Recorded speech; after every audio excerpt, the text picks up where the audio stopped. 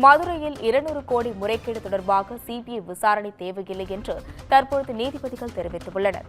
7 பேரை பதவி விலக வைத்திருக்கும் முதலமைச்சரின் நடவடிக்கையால் இந்த வழக்கில் விசாரணை நேர்மையாக நடைபெற எனவும் நம்புகிறோம் என்று நீதிபதிகள் தற்பொழுது தெரிவித்துள்ளனர்.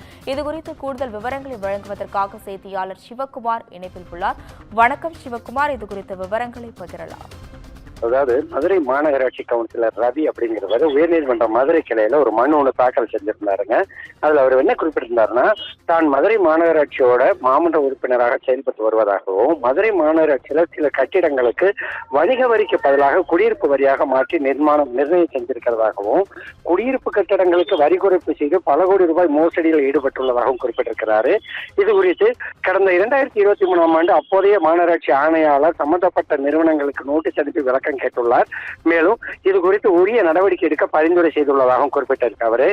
இந்நிலையில மோசடி வழக்குகள் குறித்து பதிவு செய்துள்ள நிலையில மாநகராட்சியின் மண்டல குழு தலைவர்களான வாசுகி, சரவண புவனேஸ்வரி, பாண்டிச்செல்வி, முகேஷ் சர்மா, சுவிதா விமல், மேலும் நகர நிலை குழு தலைவர் மூவேந்திரன் மற்றும் அறிவிப்பு நிலைக்குழு தலைவர் விஜயலட்சுமி ஆகியோர் பதவி விலகி உள்ளதாகவும் குறிப்பிட்டிருக்கிறார்.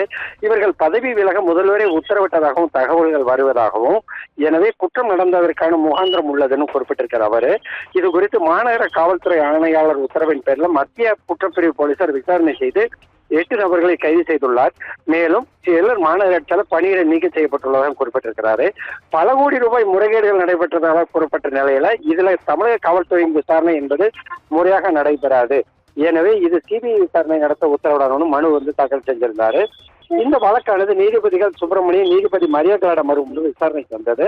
விசாரணையின் போது தமிழ்நாடு அரசோட கூடுதல் தலைமை வழக்கறிஞர் ஆஜராகி இந்த விவகாரத்துல விசாரணை முறையாக நடைபெற்று வருகிறதுன்னு, ஏற்கனவே வழக்கு பதிவு செய்யப்பட்டு சிலர் கைது செய்யப்பட்டுள்ளனர் தெரிவித்திருக்கிறாங்க. இந்த வழக்கை பொறுத்தவரை மிகவும் நேர்மையான முறையில் போலீசார் விசாரணை செய்து வருவதாக தெரிவித்திருக்கிறாங்க. மனுதாரர் தரப்பில் ஆஜரான வழக்கறிஞர், தமிழக முதல்வர் கீழ் வரக்கூடிய போலீசார் எவ்வாறு இந்த விசாரணையை நேர்மையாக நடத்த முடியும், எனவே இந்த வழக்கை சிபிஐக்கு மாற்றிடணும் அப்படின்னு சொல்லி வாதிட்டாங்க. 2 தரப்பு வாதங்களையும் பதிவு செய்த நீதிபதிகள், மாநகராட்சி வரி விதிப்பில் முறைகேடு என்பது மதுரையில் மட்டும் நடைபெறுவதில்லை, தமிழகம் முழுவதும் இது போன்று நடைபெறுகிறதுன்னு குறிப்பிட்டிருக்கிறாங்க. இந்த விவகாரத்தில் 200 கோடி ரூபாய்க்கு மேல் முறைகேடு நடந்ததாக மனுதாரர் தரப்பில் குற்றம் சாட்டப்பட்டுள்ளது. இருந்த போதும் இந்த விவகாரத்தை பொறுத்தவரை தமிழ்நாடு முதல்வர் தலையிட்டு மண்டல தலைவர்கள் மற்றும் நிலைக்குழு உறுப்பினர்கள், வரி விதிப்பு குழு தலைவர் நம்ம 7 நபர்களை பதவி விலக உத்தரவிட்டிருக்கிறாங்க.